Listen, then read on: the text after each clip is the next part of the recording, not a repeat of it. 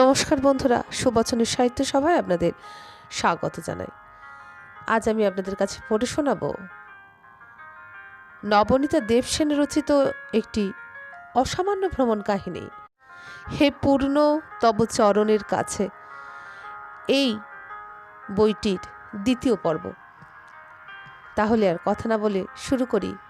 হে পূর্ণ তব চরণেরও কাছে। ঋষিকেশ। তবু লোকে বলবে ঈশ্বর নেই। নেই তো আমি এই এয়ার কন্ডিশনড ডাবল সুইটে শুয়ে শুয়ে কাঁচের দেওয়ালের বাইরে ঝাউবন আর হিমালয় দেখতে দেখতে আকাশ পাতাল ভাবছি কী করে। পাশের সুইটে রঞ্জন, আমার পাশে পিকলো ঘুমিয়ে পড়েছে। ঝাউবনে অন্ধকার নেমেছে। আস্তে আস্তে অদ্ভুত একটা চাঁদ দেখতে পেলুম হরিদ্বারের আকাশে। চাঁদটা ভাঙাচোরা, মলিন এবং বেশ দীন দুঃখী। তার মাথার ঠিক ওপরে প্রকাণ্ড জলজলে একটা দাম্ভিক তারা।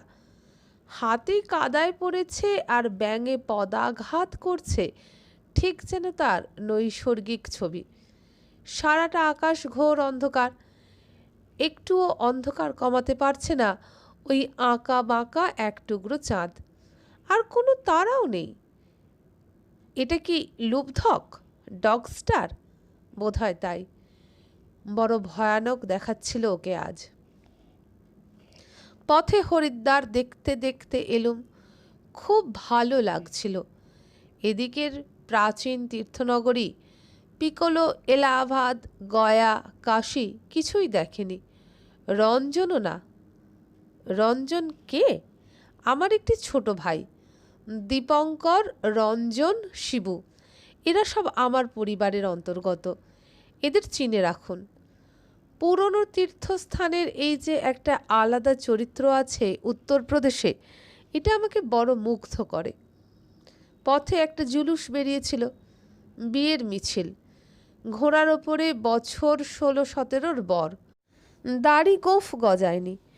রাস্তায় বাড়ির মেয়েরা নাচছেন। বয়স কোনো ব্যাপার নয়। এরা গৃহস্থ পরিবার। আগে আগে মাইকে গান গাইতে গাইতে একজন হেঁটে যাচ্ছেন। 3 চাকার সাইকেল গাড়িতে চড়ে যাচ্ছেন, সঙ্গে অ্যাম্প্লিফায়ার। আমি ড্রাইভারকে দাঁড়ান দাঁড়ান বলে গাড়ি থামালুম। দেখতে হবে। ওই ভাঙা চাঁদের নিচে পিচের পথে ওই নিঃশব্দ গঙ্গার পাশে ম্লান হলুদ বাতি জ্বলা, ধূপ ধুনোর গন্ধওয়ালা কয়েকশো বছরের প্রাচীন গলির মুখে দাঁড়িয়ে ওই উচ্ছল নৃত্যগীত যে কতটা অদ্ভুত লাগলো কি বলবো। গানটা বোধহয় হিন্দি ফিল্মের। গানের বোল হচ্ছে, কচৌড়ি খায়েগি ছড়ি, পাত্তা চাটেগা ছোড়া। সামনে দাঁড়ালো এই মুহূর্তে দুটি ভিন্ন ভারতবর্ষ, তার বিভিন্ন সংস্কৃতি, ধর্মীয় অতীত আর ফিল্মি বর্তমান নিয়ে। আর মাথার ওপরে সাক্ষী রইল চিরন্তন সময়, চাঁদে বিকীর্ণ, গঙ্গায় বহমান। গতিরুদ্ধ হয়ে ড্রাইভার অবাক, একটু মজা পেল আর একটু বিরক্তি। সবিনয়ে জানতে চাইল এবার রওনা হই। পথে একটুখানি বনাঞ্চল পার হতে হয়। সেখানে হঠাৎই গাড়ির সামনে বেরিয়ে এলো একটি শিশু, বন থেকে, বুনো শেয়ালের মতো। একেবারেই গাড়ির নিচে। চাপা দিতে দিতে অনেক কষ্টে গাড়ি সামাল দিল ড্রাইভার। সালা মার ডালা থা মুঝকো বলে কপালে ঘাম মুছল জগৎ সিং। হঠাৎ হেডলাইটের আলোয় স্পষ্ট দেখলুম শিশুটির দু চোখই সাদা, মণিহীন। অন্ধা বেচারা। উফ, ভগবানে বাঁচা লিয়া উসকো। মুহূর্তেই জগৎ সিং একেবারে অন্য মানুষ। অভিভাবকহীন শিশুটি বোধহয় পাগল। নিজের মনেই চলতে লাগলো নির্জন বনের পথে, একা, হয়তো ভোরের কাক হয়ে। অবাক সেই সূর্যোদয়, সেই আকাশ, সেই পাহাড়, সেই গঙ্গা। কিন্তু এবার কানে নেই শঙ্খ ঘণ্টার বাজনা, নেই দেব মূর্তিদের স্নান করাতে করাতে দক্ষিণী পুরোহিতের সস্নেহ মন্ত্রোচ্চারণের সুর। তার বদলে পেলাম কি? বসংবদ এয়ার কন্ডিশনারের কলগুঞ্জন। সামনে কাঁচের বাইরে খোলা সযত্ন চর্চিত কদম ছাঁট মাঠ, যার নাম লন। তার ওপারে সৈন্যর মতো সারি বাঁধা ডিসিপ্লিনড ইউক্যালিপটাস।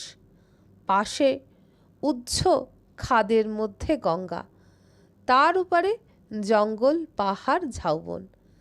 ভোর 5টায় যখন সূর্যের জন্য উঠেছিলুম, আকাশ ফর্সা হচ্ছিল। সূর্য ছিল না। দোরের সামনে গুচ্ছ গুচ্ছ রক্তলাল পপি ফুল ফুটেছিল। এখন সূর্যের আলোতে দূরের পপিগুলি গোলাপি হয়ে গেছে, আর কাছের পপিরা হয়েছে পিটুনিয়া। কুয়াশায় যারা দুর্লভ পপি ছিল, রোদ্দুর তাদের সস্তা আটপৌরে করে দিয়েছে। 8টা বাজে, একটা কাক পক্ষে ওঠেনি। কেবল একটি কোকিল আপ্রাণ ডেকে যাচ্ছে। রাত্রেও সে বহু ডাকাডাকি করেছে। কি অলস রে বাবা এখানকার পাখিরা! আমার মেয়ে দুটির মতো স্বভাব দেখছি। বেলা 9টা না বাজলেও ঘুম ভাঙবে না। 81 সালে এখানে এসে একটা ভোরবেলাতে রিনিমা, বৌদি আর আমি মুনিকিরেতি ঘাটে গিয়েছি চা খেতে। তখন সদ্য ভোর হচ্ছে গীতা ভবনের পিছনের পাহাড়ি আকাশে। চায়ের দোকানে তখনও কাঠের জালের ধোঁয়া উঠছে।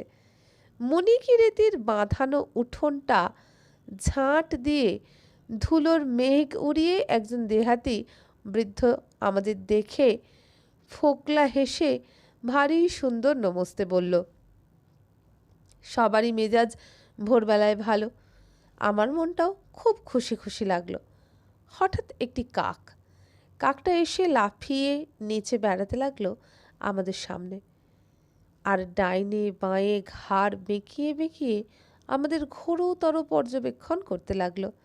আমি খুশি হয়ে বলে ফেললুম, হ্যালো কাক, গুড মর্নিং।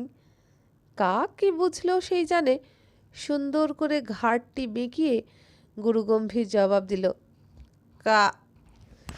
ওই ঝাড়ুর ধুলোয়, কাঠের ধোঁয়ায়, আধা ভোরে কুয়াশা মাখা নৌকো বাঁধা ঘুম ঘুম নদীর তীরে হিমালয়ের ছায়ায় ভোরের প্রথম কাকটিকে দেখে বুক ছ্যাঁত করে উঠেছিল। মনে পড়ে গিয়েছিল হঠাৎ, হয়তো ভোরের কাক হয়ে। আজ এই এয়ার কন্ডিশনড গেস্ট হাউসে শুয়ে সে কথা মনে হলো। খুব ইচ্ছে হলো মুনিকিরেতিতে আর একবার যেতে। এমন সময় দৌড়ে টোকা পড়ল, চায়। চা দিয়ে বেয়ারা জানালো, গাড়ি তৈয়ার, বাহার জানা হ্যাঁ তো। আরে হাম ভি তৈয়ার, এক্ষুনি মুনিকিরেতি যাব। চলো চলো, ওঠো ওঠো। তারপর মুনিকিরেতি। কিন্তু এত বেলা হয়ে গেছে, এখন কি আর তার সঙ্গে দেখা হবে? গেলুম, চা খেলুম, সিঙাড়া জিলিপি পর্যন্ত ভাজা হয়ে গেছে। কাকের সঙ্গে আজ আর দেখা হলো না। হিমালয়। তুমি পর্বত ভালোবাসো না সমুদ্র? বেড়াতে বেরোলে সাহেবদের এই একটা ছক বাঁধা প্রশ্ন। কেন যে এই প্রশ্নটা ওঠে আমি বুঝি না।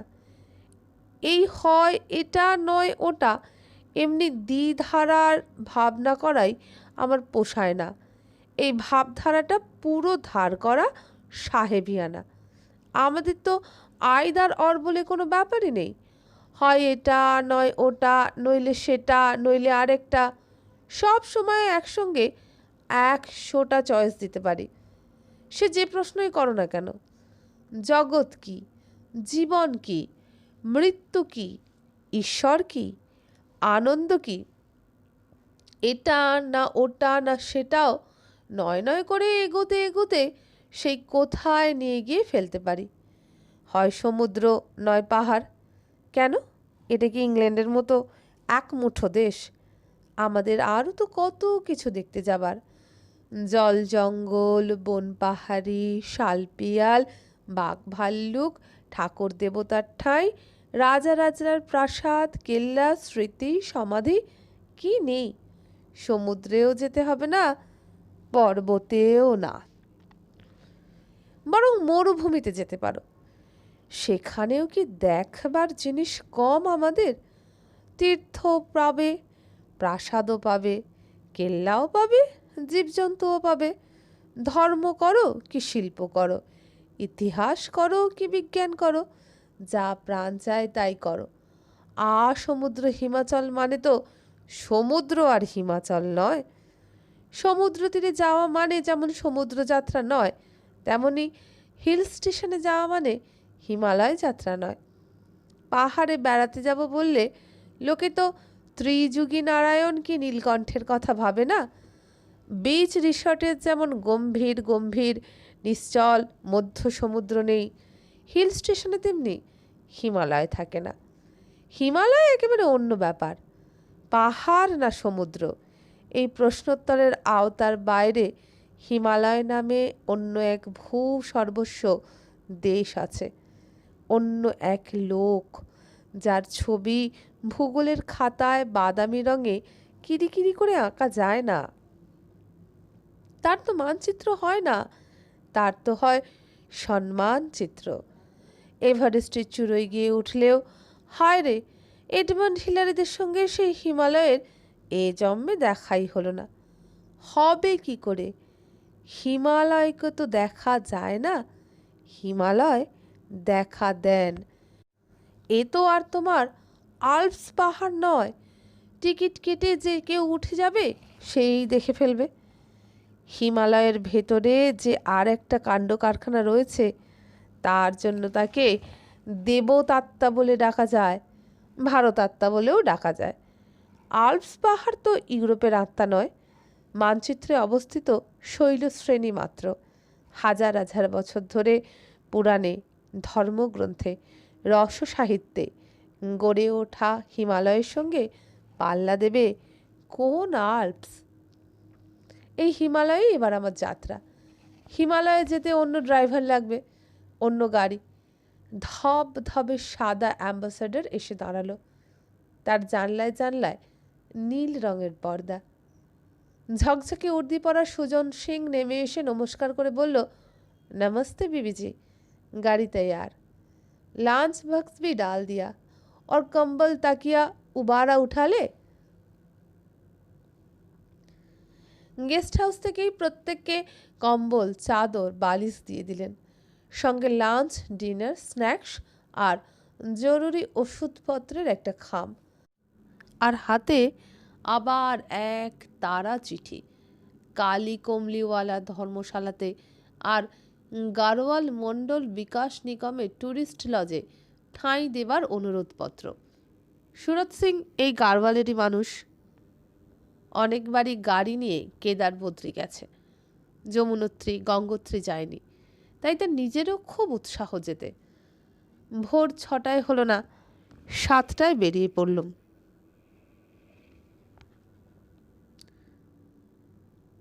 দেরাদুন মুসৌরির পথে। সহস্র ধারা। গতকালও আমরা দেরাদুন গিয়েছিলাম জগৎ সিং আর রামপ্রসাদ শর্মার সঙ্গে। সে পথই ছিল আলাদা। একের পর এক নুড়ি ঢালা, শুকনো, নির্জলা, চওড়া পাহাড়ি নদীর সোঁতা পেরিয়ে, নানান বন জঙ্গল দিয়ে পাহাড়ি পথে ঘুরে ঘুরে। পথে একটা বেড়াল চোখে পড়তেই জগৎ সিং থুতু ফেলে কান মূলল। বেড়াল দেখা বড়ই অলক্ষণ। এক এক অঞ্চলের ড্রাইভারদের এক একটা আলাদা ধরনের কুসংস্কারের ঐতিহ্য থাকে। জগৎ সিং সোশ্যাল সায়েন্সে গ্র্যাজুয়েট, কিন্তু সংস্কার মুক্ত নয়।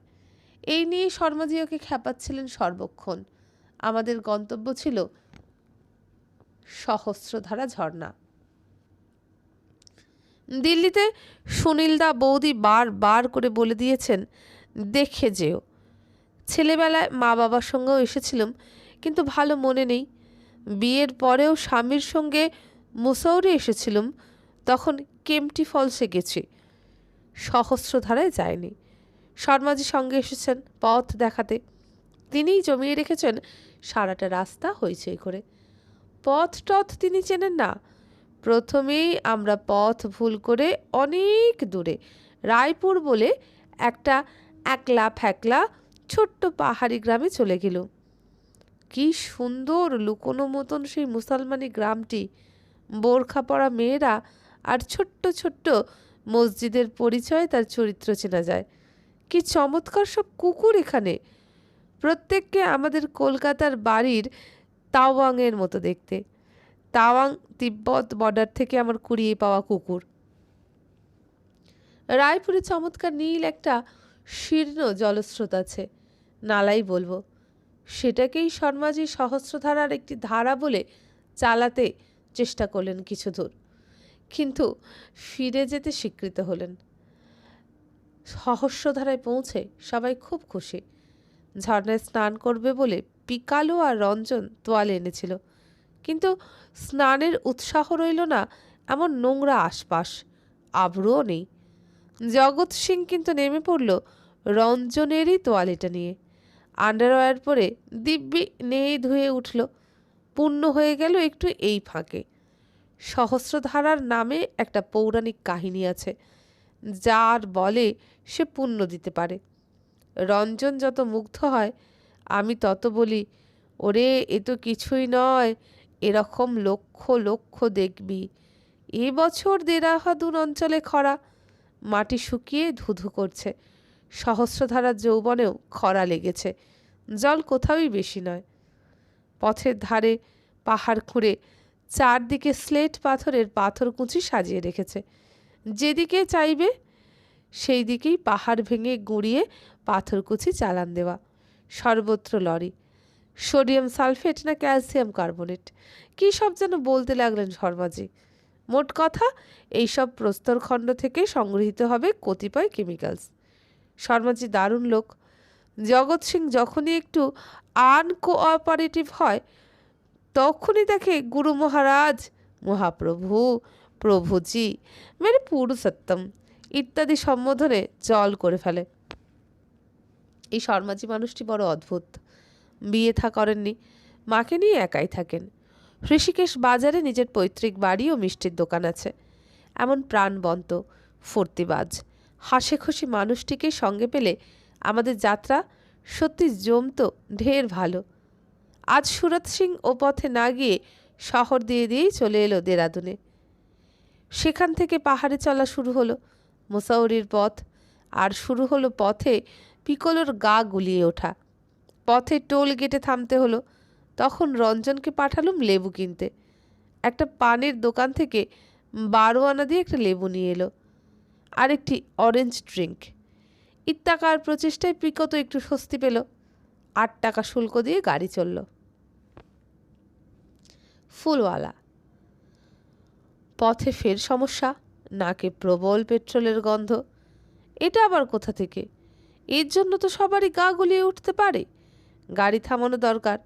সুরত সিং বললে, 20 লিটার রিজার্ভ পেট্রোলের একটা বোতল আছে, তার মুখ থেকেই উপচে পড়ছে, সেটা কমাতে হবে।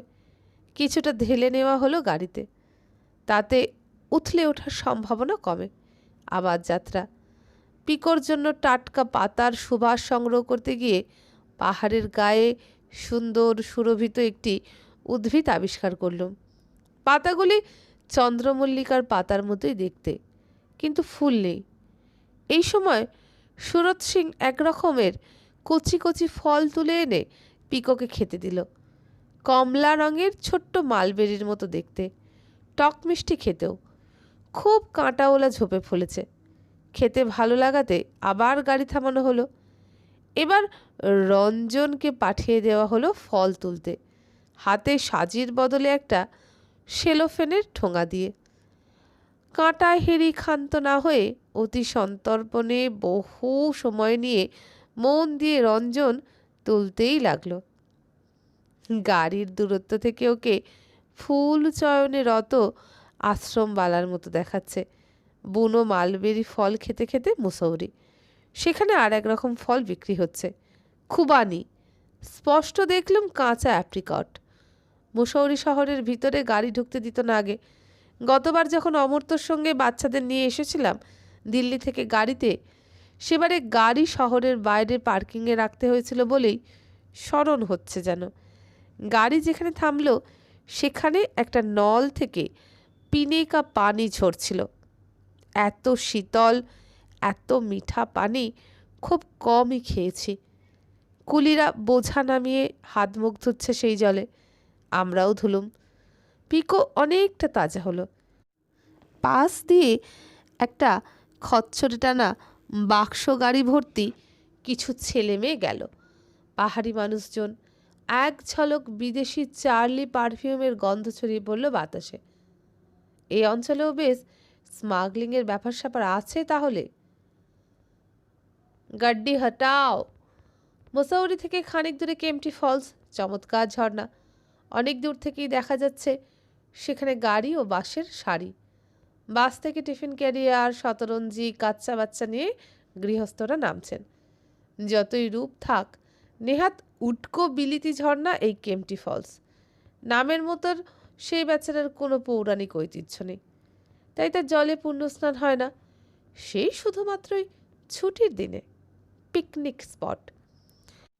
সহস্র ধারার মতো মানুষকে পুণ্যি দেওয়ার রাইট তার নেই।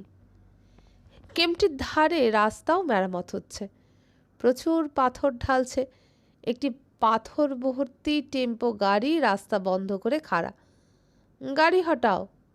কান হটায়েগা, ড্রাইভার নেই, খানা খানে গায়া। বাহ! সুরত সিং ভুরু কুচকে বসে রইল। তার ভাবনা হচ্ছে, সময় হিসেব করা দৌড় তো। এখানে অকারণে আটকে থাকলে সময় মতো আশ্রয়স্থলে পৌঁছব না। আজই আমাদের হনুমান চটিতে পৌঁছানোর কথা, যমুনোত্রীর পথে। সেখানে থাকবার জায়গাও নাকি বেশি নেই। ট্যুরিস্ট বাসগুলো ভোর 6টায় ছেড়েছে ঋষিকেশ, তারা যায় অন্য পথে। ওরা আগে পৌঁছলে সব বাসস্থান ভরে যাবে। আমাদের এই শিক্ষাটা দিয়ে দিয়েছেন PR গুপ্তাজি। হাতে সরকারি বাস যাত্রীদের ইটিনারির একটা শিডিউল গুছে দিয়েছেন। সঙ্গে আমাদের নিজেদের ভ্রমণেরও একটা সূচি তৈরি করে টাইপ করে তার 2টি কপি দিয়েছেন। সেই হিসেব মাফিক তো পৌঁছতে হবে। এমনিতেই পথে ফল তুলে, পাতা তুলে, ঝর্নার জলে মুখ ধুয়ে থামতে থামতে চলেছি।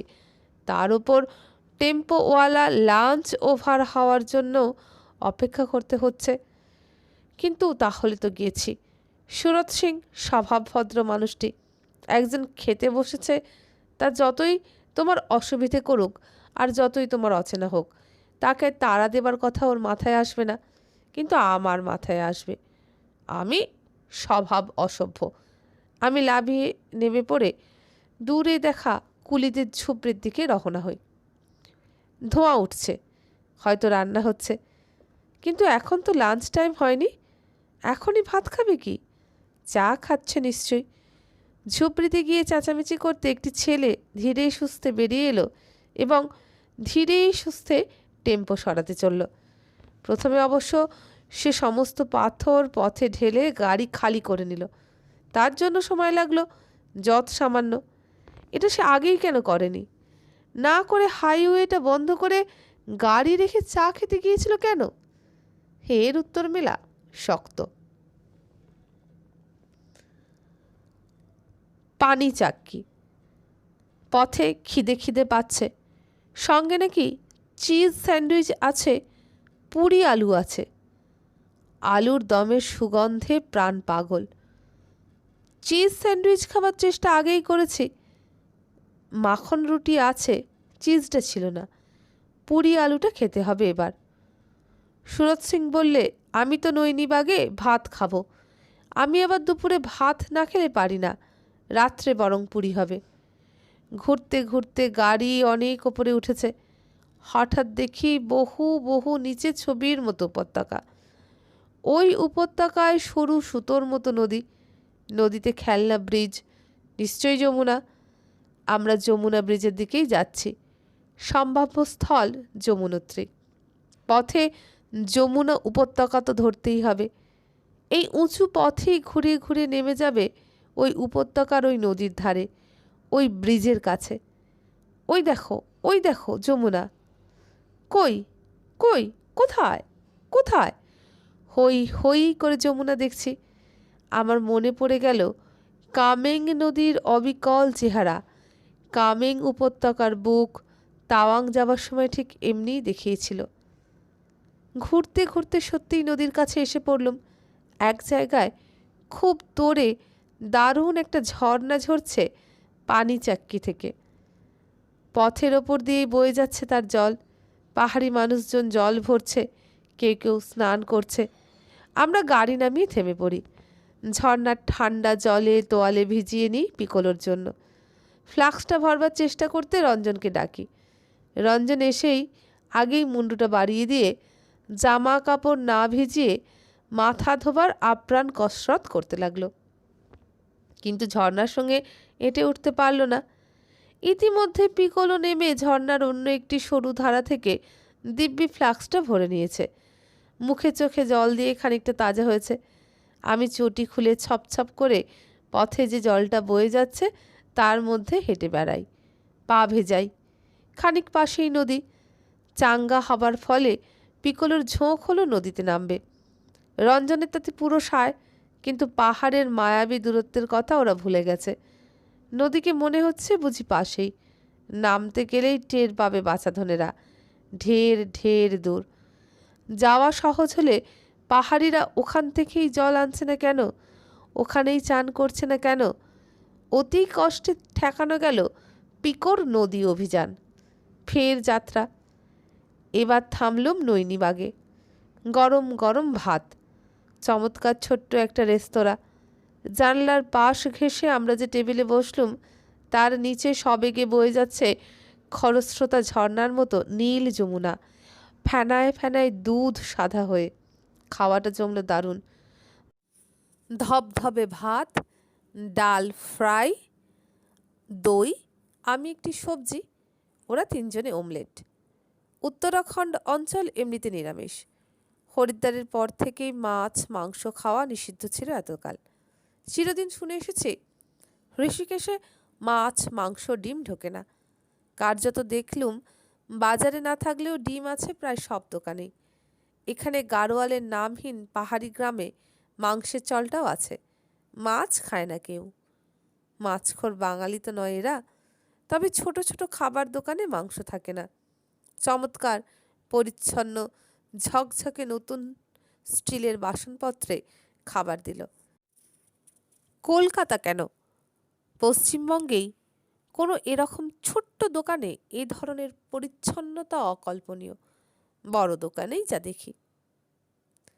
পর্বত শৃঙ্গে আরোহিণী। একটু ঘুমিয়ে পড়েছিলুম বুঝে। পিকো তো প্রথম থেকেই দুটি বালিশ নিয়ে জাঁকিয়ে তার মার কোলে শুয়ে আছে, আর রঞ্জন সুরত সিংয়ের পাশে বসে মাঝে মাঝেই ঘাড় কাত করে ঘুমিয়ে পড়ছে। আমি যা চোখ কান খুলে বসে আছি সুরত সিংয়ের সঙ্গে। বড্ড শুষ্ক বর্ণহীন অঞ্চল।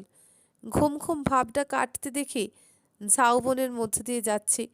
ঠান্ডা হিম হিম হাওয়া দিচ্ছে। নিজে সোয়েটার পরলুম, মেয়েটাকে পরালুম। রঞ্জন, ওঠ ওঠ, সোয়েটার পরে নে। অসম্ভব গরম ছিল সারাটা পথ। লোকে বলে মুসৌরি টুসৌরি ঠান্ডা জায়গা। কই ভাই, আমি তো দেখলুম ফুটি ফাটা গরম। অত গরমেই পিকোর শরীর খারাপ করেছিল। আমি অবশ্য ওষুধও খাইয়ে দিয়েছি। ঠান্ডায় মন ভালো হলো। রঞ্জন বলল নামবে। নেমে একটু হেঁটেই সে হঠাৎ বনের দিকে গিয়ে বমি করতে শুরু করলো। ঘুরনচক্কি পথের শিকার নম্বর 2। ইতিমধ্যে পিকোলো কই, কখন উঠে দরজা খুলে নেমে পড়েছে এবং পাহাড়ে উঠতে আরম্ভ করেছে। সুরত সিং ভাগ্যিস দেখেছে ওইদিকে গেছে। এখন নাকি ওর শরীর ফিট। রঞ্জন উঠে এসেছে গাড়িতে। পিকোলো এদিকে নামি না। অগত্যা আমি পাহাড়ে চড়তে থাকি আর হাঁক পাড়তে থাকি রাতে চৌকিদারের মতো, পিকোলো। হঠাৎ সামনে একটা ঝকঝকে ছোট্ট লাল টুকটুকে মনির মতন দেখতে ফল একটা লতানে টমাটোর ধরনের গাছে ফলে আছে। নিজের চোখে বিশ্বাস হচ্ছে না। স্ট্রবেরি যে, হ্যালো স্ট্রবেরি। এই জীবনে প্রথম বুনো স্ট্রবেরি দেখলাম। স্ট্রবেরি খেতে গিয়ে চাষের ফল তুলেছি ঢের যদিও, কিন্তু এটা একটা প্রবল আহ্লাদ হলো। পিকলো যাই, অনেক উঁচু থেকে সরু গলায় আওয়াজ এলো। দেখি বন বাদারের ভেতর দিয়ে প্রায় চোখ বন্ধ অবস্থায় পিকো নেমে আসছে। বেশ খাড়াই পথই নয়, ছাগল টাগল হয়তো উঠতে পারে। আমি ভগবানের নাম করতে লাগলুম। পিকো কাছাকাছি এসে পড়তেই খপ করে পাকড়াও করলুম। কত উপরে কি করতে উঠেছিলি? বন বাদারের দরকার তো এদিকেই ছিল তো এত। বন বাদার? বন বাদার দিয়ে কি হবে? তাহলে কোথায় যাচ্ছিলি? পর্বত শৃঙ্গে। পর্বত শৃঙ্গে? মারব টেনে এক থাবড়া।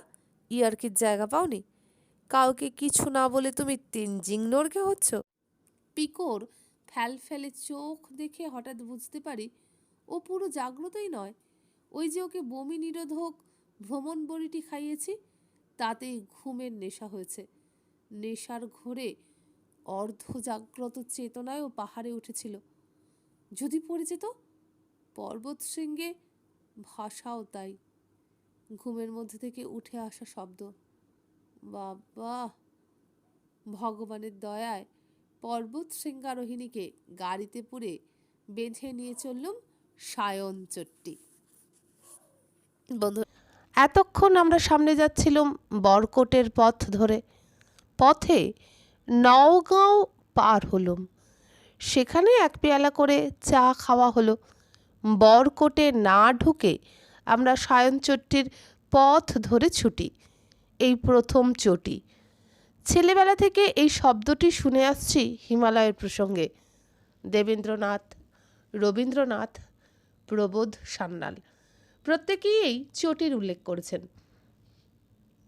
তাছাড়া আমি হিমালয় ভ্রমণ সাহিত্য কিছুই পড়িনি, এমনকি উমাপ্রসাদও পড়া হয়নি।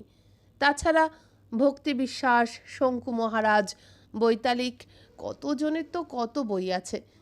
এটা লিখতে লিখতেই নারায়ণ সান্যালের পথের মহাপ্রস্থান বইটি উপহার পেলাম। আগে পড়ে গেলে উপকার হতো। কে কি লিখেছেন জানা থাকলে সেগুলো না লিখে পারা যায়, বললেন নারায়ণবাবু।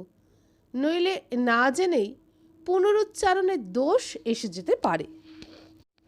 আর পুনরুক্তি করলেই বা কি? এই বহু পুরাতন হিমালয়ে, এই বহু পুরাতন পথে নতুন আর কি লিখব? যাই লিখব তাই হবে পুরানো কথা, সনাতন কাহিনী। সায়নচট্টি নামটিও আমার খুব পছন্দ হলো। মুনির নামে নাম, আর চট্টি কেমন হয় দেখার জন্য চোখ আকুল হয়ে আছে। উন্মুক্ত উপত্যকাটিতে প্রথমেই চোখে পড়ে খোলা মাঠ। স্কুলই বোধ হয়, নাকি মিলিটারি ব্যারাক, জানি না। যাই হোক, জনমনীষী নেই, মরুভূমির মতো জনহীন। একধারে চমৎকার ঝর্ণা, সেতু পেরিয়ে পথ গেছে হনুমানচটির দিকে। এক কাপ চা পর্যন্ত পাওয়া গেল না, অথচ শুনেছি এখানে অনেক থাকার জায়গা। ট্যুরিস্ট লজ আছে, কালীকমলিওয়ালা ধর্মশালা আছে। একবার ভাবলুম এখানেই থামি। আবার মনে হলো যতটা পারি এগিয়ে থাকি, যমুনোত্রীর যতটুকু কাছে সম্ভব। কাল ভোর 6টায় না বেরুলে সন্ধ্যের মধ্যে নিচে ফিরে আসা যাবে না। এত দূর থেকে গিয়ে ঘোড়া গাড়ি করে রওনা দিতে দিতেই ঢের বেলা হয়ে যাবে। এক বৃদ্ধ এসে হাতে একটি কার্ড গুঁজে দিয়ে গেল। আমার ছেলে হনুমানচটিতে আছে, সে যমুনোত্রীর পাণ্ডা। পুজো দিতে হলে ওর সাহায্য নিও। এখানকার পাণ্ডারা তো তাহলে বেশ অন্যরকম, পুরীর মতো নয়। কার্ডে লেখা রামেশ্বর, তদাত্তজ ভাগীরথ প্রসাদ ঘনশ্যাম, যমুনোত্রীকে পাণ্ডা, যমুনোত্রী উত্তরপ্রদেশ। ঝিরে ঝিরে বৃষ্টি শুরু হয়েছে। ঝর্ণা পেরিয়ে সুন্দর পথ দিয়ে যখন হনুমানচটিতে পৌঁছলুম, পরম চা তৃষ্ণা তখন পেয়েছে। তখন সেখানে হাড় কাঁপানো শীত, অজস্র বাঁশ দাঁড়িয়ে আছে। এখানটি সায়নচটির বিপরীত, উন্মুক্ত নয়, ছোট্ট একটুখানি ঠাঁই, বাঁশে বাঁশে ভরা, এবং গাড়িতে গাড়িতে এবং খচ্চরে, প্রচুর সারবন্দি খচ্চর এবং এলোমেলো মানুষের ভিড়। বৃষ্টি, কাদা, নোংরা।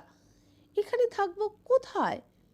একদিকে উঁচু পথহীন পাহাড়, অন্যদিকে নৃত্যপরা যমুনার খাদ।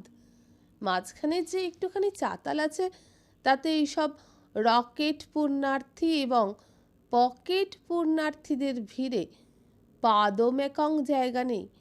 একপাশে কতগুলো সেই আবোল তাবোলের বুড়ির বাড়ির মতো দেখতে কাঠের নড়বড়ে ঘরবাড়ি, খুবই নোংরা দেখতে। একটির সামনে আবার লেখা আনন্দ ভবন।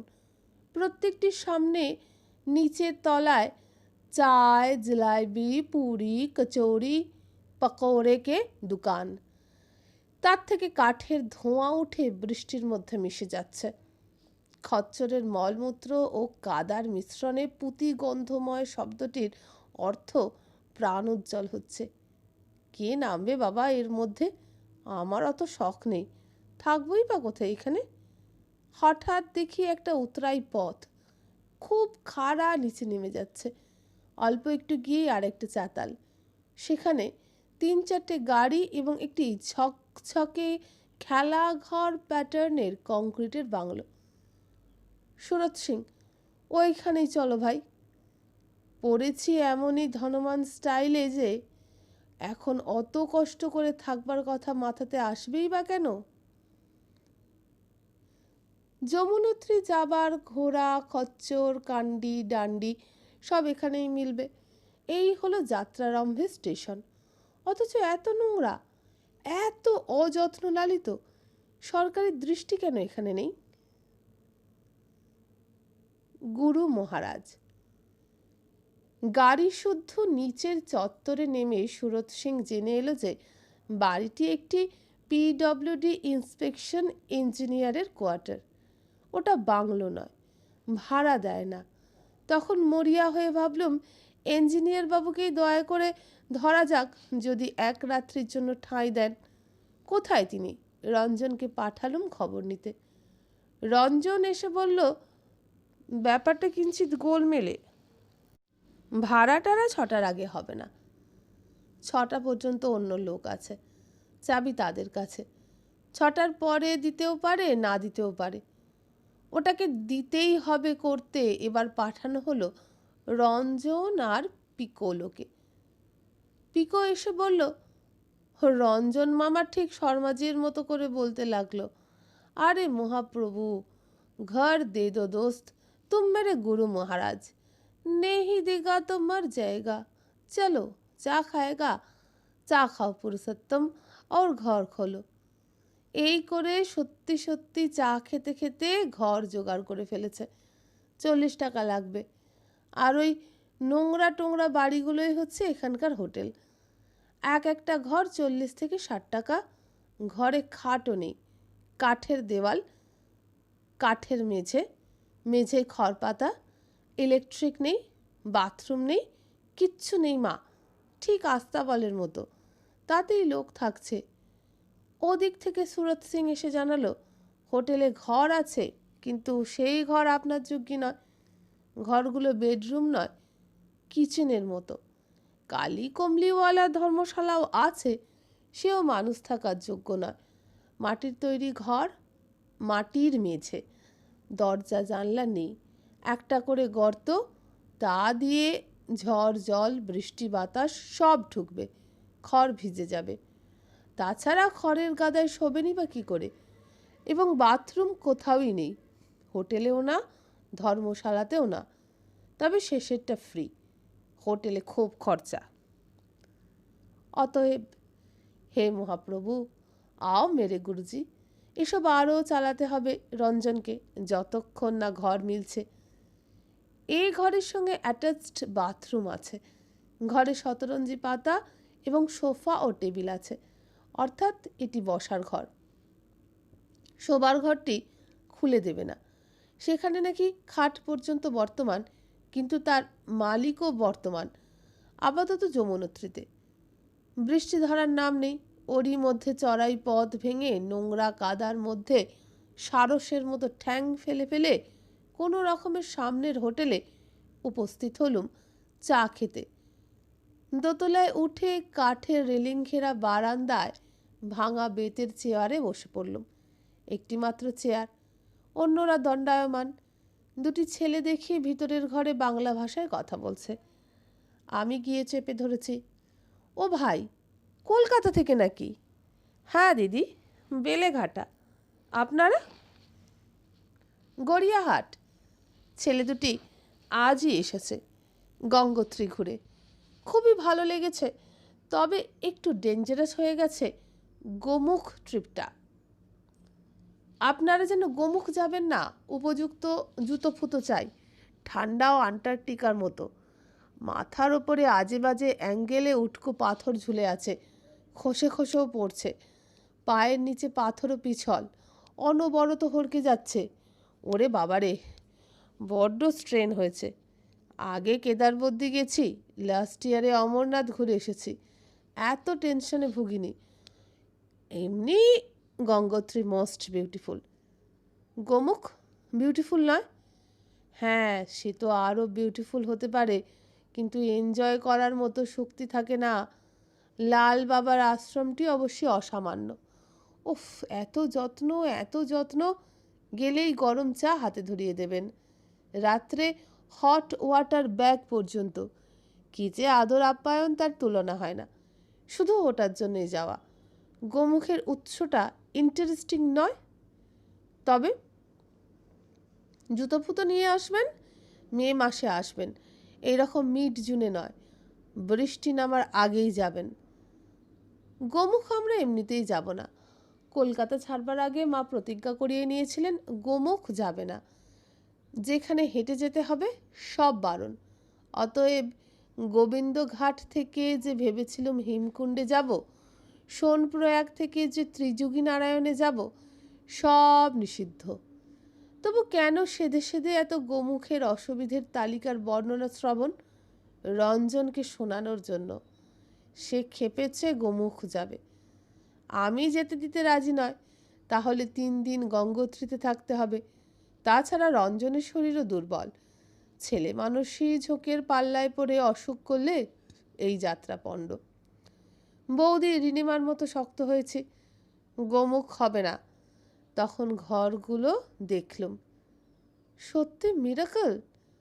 6x8 ঘরে 6 জন 8 জন মানুষ। উফ, এখানে থাকবার মতো অত পুণ্যের জোর আমার নেই। খচ্চর কাহেকা। গাড়িতে গিয়ে পুরি আলুর দম সদ্ব্যবহার করতে গিয়ে দেখি সারাদিনের গরমে আলুর দম পচে গেছে। পুরি শুকিয়ে নেড়ো বিস্কুট। আলু ফেলে দিয়ে ফ্লাক্স দিয়ে রঞ্জনকে পাঠালুম চা আর কলা কিনে আনতে। তাই দিয়ে পুরি ঠেলতে হবে গলায়। খাবারের বাক্সে দেখি গেস্ট হাউস থেকে Guptaji 3 packet dalmut, 3 packet biscuit, একটি ল্যাকটোজেন, কিছু মৌরি আর মিছরি, কিছু চিনি দিয়েছেন। ডালমুট ও বিস্কুট খাওয়া শুরু হয়ে গেল। পুরি পড়ে রইল। 6টার সময় ঘর খালি হলো। মালপত্র কিছু গাড়িতেই রইল। গাড়ি উঠোনেই পার্ক করা। শরৎ সিং গাড়িতেই ঘুমোবে। তার সঙ্গে আছে তার ঘরে তৈরি নিজের পোষা ভেড়ার লোমের ধবধবে সাদা 2টি গাড়োয়ালি কম্বল। ঠান্ডা যতই পড়ুক ওই দুটোই যথেষ্ট। 2 হাত পুরো পুল ওভারও আছে তার 2টো। শরৎ সিং চা খেতে গিয়ে রাত্রে খেয়ে এলো। আমাদের খাওয়াটা ঠিক জমলো না। তবু কেউ যেতে চাইলুম না ওই হোটেলে। বাংলোর বারান্দায় দাঁড়িয়ে আছি। রঞ্জন আর প্রভুজি চা খেতে গেছে। 3 জন বাঙালিনী মাঝবয়সিনী মহিলা এলেন। আমি এগিয়ে গিয়ে আলাপ করি। প্রত্যেকের পরনে সুতি তাঁতের শাড়ি, একজনের রঙিন, দুজনের সাদা। এরা রাখি ট্রাভেলসের সঙ্গে এসেছেন। একজন কলকাতার, বাকি 2 জন মফস্বলের মানুষ। প্রত্যেকেই যে যার পরিবার থেকে একাই বেরিয়েছেন। দুজন বিধবা না কুমারী বুঝতে পারিনি, কিন্তু একজন সধবা। এরা আগে অমরনাথ গেছেন, যমুনোত্রী যেতে ওদের ভয় নেই। 4 ধামেই যাবেন। খচ্চরে চড়ে উঠবেন যমুনোত্রী ও কেদার। বদ্রীনাথে পুরোটা গাড়ি যাবে। গঙ্গোত্রীতে 3 কিলোমিটার হাঁটতেই হবে। খচ্চরে চড়ে গেলে কোনো কষ্টই নেই। একজন বললে শুধু একটু গায়ে ব্যথা হতে পারে। আর একজন বললে অনভ্যাসের দরুন, ও ব্যথা চলে যায়। তৃতীয়জন বললেন। আমি ভয়ে ভয়ে জিজ্ঞেস করি, খচ্চর থেকে পড়ে টরে যাব না তো? হ্যাঁ, তাও যেতে পারেন। প্রথমজন উত্তর দেন। আমার খচ্চরটাই তো পড়ে গিয়েছিল আমার ওপরে। আপনার ওপরে? মানে? মানে আমিও খচ্চর থেকে পড়ে গেলুম, খচ্চরটাও পা পিছলে পড়বি তো পর। আমারই ওপরে পড়ে স্রেফ অজ্ঞান হয়ে গেল, আর তোলা যায় না। কে অজ্ঞান হয়ে গেল? খচ্চর, খচ্চর। ব্যাটা পড়ে আছে অজ্ঞান হয়ে, আর নড়ছে না। হঠাৎ দেখি পিটপিট করে তাকাচ্ছে, তখন ওকে টেনে হিচড়ে তোলা হলো। আর আপনাকে? আপনার কিছু হলো না? কি আবার হবে? আমার খুব গায়ে ব্যথা হলো, সঙ্গে ডাক্তার ওষুধ সবই ছিল, তাই কিছু হয়নি। উঠলেন অমরনাথে তারপরে? ওই একই খচ্চরে চড়ে? হ্যাঁ, ওই খচ্চরেই উঠলুম অমরনাথে। ভয় করলো না? ভয়ের কি আছে, খুব শিওর ফুটেড অ্যানিমাল বলেই তো ওদের ব্যবহার করে। আমরাও কত খচ্চর নেব তাই ভাবছি। খরচা কত জানেন? শুনেছি 110 থেকে 120 মতো দর করতে হয়। এমন সময় বাসে ভোঁ বাজলো, ওরা ছুটলো। বাসে করে কোথায় যাচ্ছেন এখন? বাসে নয়, হোটেলে যাব। সবাইকে ডাকছে আর কি জড়ো হতে।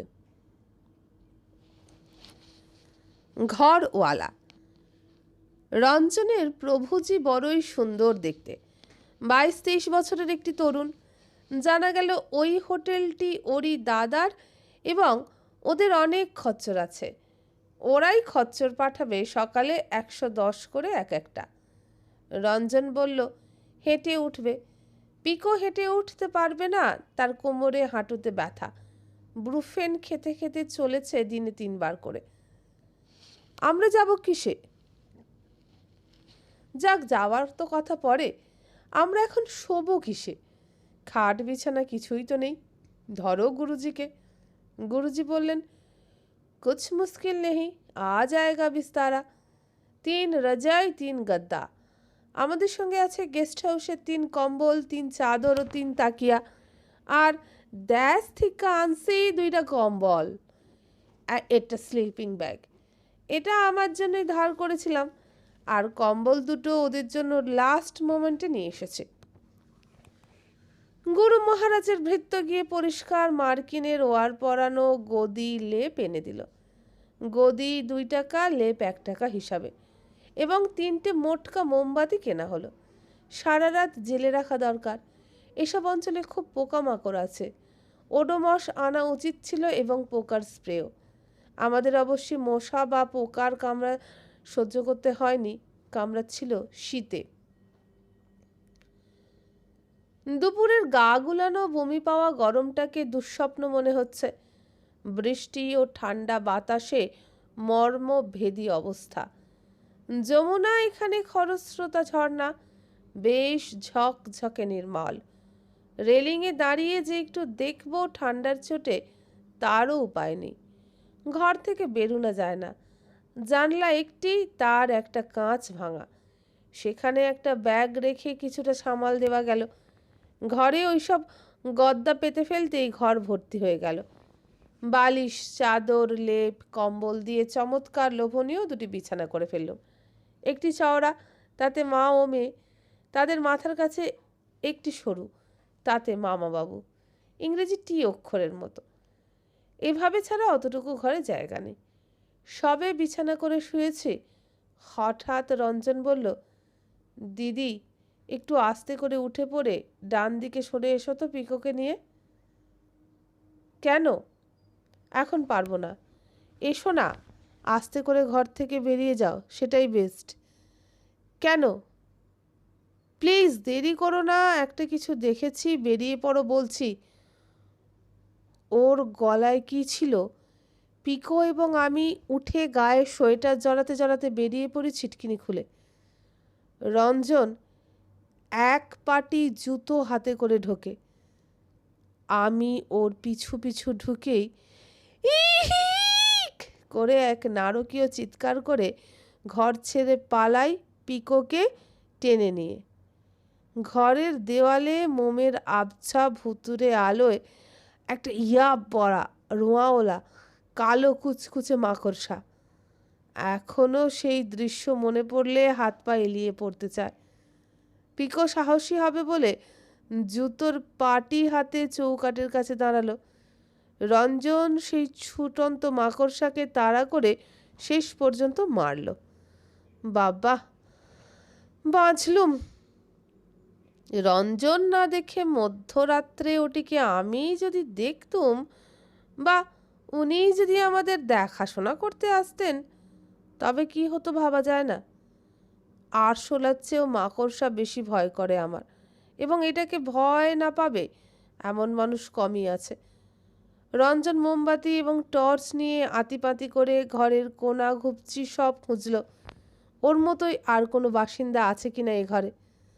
না পেয়ে নিশ্চিন্ত হয়ে বড় মোমটি জেলে ফেলে লেপের তলায় ঢোকা এবং ঘুম। নিশি কুটুম্বিতা, রাতের অতিথি। মধ্যরাতে ঘুম ভাঙল। প্রচণ্ড হইচই হচ্ছে বাইরে। এত কথাবার্তা চেঁচামেচি কার কাছে? কে করছে? বকুনি দিতে হবে তো। একটু দেখো তো রঞ্জন। রঞ্জন দৌড় খোলা মাত্র একদমক ঠান্ডা বাতাস হাড়ে হাউ ডু ইউ ডু বলে গেল, এবং অল্প আলোয় দেখলাম বারান্দা ভর্তি মানুষ, নারী, শিশু, বৃদ্ধ। কি ব্যাপার, বান ডেকেছে নাকি? না, এরা যমুনোত্রীর যাত্রী, নওগাঁও থেকে এসেছেন। থাকার জায়গা নেই, বৃষ্টি থেকে বাঁচতে বারান্দায়। রঞ্জন জিজ্ঞেস করলো, ওদের ভেতরে এসে বসতে বলে দিদি? নিশ্চয়ই, নিশ্চয়ই। প্রথমে অবিশ্বাসী, অবাক, তারপরে ধন্য হয়ে ঘরে ঢুকে এলো একজন নারী, দুজন পুরুষ। রঞ্জন টেনে হিঁচড়ে সোফাগুলো বারান্দায় বের করে দিল, ফোমের কুশন শুদ্ধ। চৌকিদারকে ডেকে বলল কুশনগুলো তুলে রাখতে। সোফা বের করতে যে এক ফালি ঠাঁই হলো, সেখানে ঝটপট ভোট কম্বল বিছিয়ে সারবন্দি উবু হয়ে বসে পড়ল মেয়েরা। তারপর শুরু হলো তাদের গল্প। গল্পের মধ্যে প্রধান হয়ে উঠল একটি শব্দ, ভোগ লাগা। আমাদের খাদ্যের বাক্স গাড়িতে, কিন্তু ঠোঙা ভর্তি পুরি আর কলা আছে। উঠে পুরীর ঠোঙাটি আর কলা এগিয়ে দিলুম। ঝুটা নেই, আপ লোক লে সকতে হ্যাঁ। তারা প্রচণ্ড খুশি হয়ে জয় যমুনা মাইকি বলে গ্রহণ করলো এই সামান্য বস্তুটি, যা আমরা খাবার যোগ্য বলে মনে করিনি। আলুর দম অবশ্য দিতে পারলাম না, ওটা পচে গেছে। পুরিটা বড্ড শক্ত বানিয়েছে এবং তরকারি নেই বলে খেতে পারিনি, কিন্তু ওদের খেতে কষ্ট হলো না। ভোক বা ভুক এমনই বস্তু। ছোট্ট ঘর, 3 জনের পক্ষেই ছোট, সেখানে এখন 14 জন। যদি হও সুজন। এতগুলি মানুষ নিজেদের গুটিয়ে নিয়ে খুব কম জায়গায় কি করে যে বসে আছে আমার অবাক লাগছে। অসভ্যের মতো আমরা শুয়ে আছি। এই বিছানায় এসে শো বলার মতো উদারতা আমার নেই। অনেক ভেবেও কিছুই করতে পারলুম না। এই জন্য খুব খারাপ লাগছিল নিজের। ওদের গায়ে অতি জীর্ণ ছিন্ন ভিন্ন কাপড় চোপড়, সবই সুতির, জোড়াতালি দেওয়া। হতদরিদ্র গ্রাম্য চাষি পরিবার। একজন বৃদ্ধা আছেন, তার হাঁপানির টান আমার চেয়ে এই মুহূর্তে বেশি। একটি বউ আছে, বুকের মধ্যে কয়েক মাসের শিশু। পুরুষ 2 জন, একজনের বয়স হয়েছে আর একজন যুবক। বাকিরা নানা বয়সী মেয়ে। এত অল্প জামা কাপড় নিয়ে, কোনো গরম জামা কি গরম চাদর কারোরই নেই। এরা কি করে অত ঠান্ডায় যাবে? তোমরা কি প্রতি বছরই যাও? বুড়ো বললে, আমি যাই, এরা সবাই এবার আমার সঙ্গে যাচ্ছে। অনেকে অবশ্য এর আগেও গেছে। সবাই নওগাঁও গ্রামের। একসময় কথাবার্তা ফুরুলো, সবাই ঘুমিয়ে পড়লুম। ভোর হবার আগেই আমাদের রাতের অতিথিরা যাবার জন্য তৈরি। বুড়ি আমাকে ডেকে তুললে বলল, তোমার অনেক দয়া, তুমি দৌড় খুলে না দিলে ঠান্ডায় জমে মরে যেতুম। রাতে খিদের সময় তুমি পুরি খেতে দিয়েছ, নিজের ঘরে শুতে দিয়েছ। তোমার तीर्थयात्रा सार्थक হবে। आज हम लोग इतना बरिस में तो जान से मर जाता था।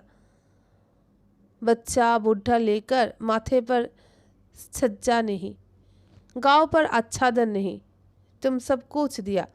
जमुना माई तुम्हारा भला करे। বিলেতি থ্যাংক ইউকে হার মানিয়ে দেওয়া এই গ্রাম্য সৌজন্যে আমি লজ্জায় মরে যেতে থাকি। দুটো কম্বল একটা লেপেও হিহি করে কেঁপেছি। সারা রাত সোয়েটার পরে মোজা পরে মাথায় মাফলার বেঁধে শুয়েছিলাম তবুও। আর ওদের একটা কম্বলও অফার করিনি। যা খেতে পারিনি নিজেরা তাই ওদের খেতে দিয়েছি উড়ো খই গোবিন্দায় করে। ঘরটুকুতে বসতে দেওয়া ছাড়া কিছুই করিনি। দিতে পারতাম কম্বলের ভাগ, কিছুই দিইনি। তবুও এত প্রশংসা বাক্য শুনে কৃমি কীটের মতো লাগছিল নিজেকে। ওরা এখন রহনা হলে বাঁচি। শীত এখনো যথেষ্ট, তবে বৃষ্টিটা ধরেছে। বন্ধুরা, এখানেই শেষ হয়ে গেল হে পূর্ণ তব চরণের কাছে এই ভ্রমণ কাহিনীটির দ্বিতীয় পর্ব। যদি ভালো লাগে অবশ্যই লাইক, শেয়ার, সাবস্ক্রাইব করে আমাকে উৎসাহিত করবেন। আর যদি এরকমই আরও গল্প, আরও ভ্রমণ কাহিনী, নানা স্বাদের কাহিনী শুনতে চান, তাহলে এই ভিডিওর নিচে যে বারে আমার চ্যানেলের নাম আছে সেখানে ক্লিক করুন। ক্লিক করলে খুলে যাবে চ্যানেলের হোম পেজ। হোম পেজে পাবেন প্লেলিস্ট। প্লেলিস্টে আমার আজ পর্যন্ত আপলোড করা নানা ধরনের গল্প আছে, সেগুলো শুনুন যতদিন না আমি নতুন পর্বটি নিয়ে আসছি। আজ তাহলে এলাম, নমস্কার।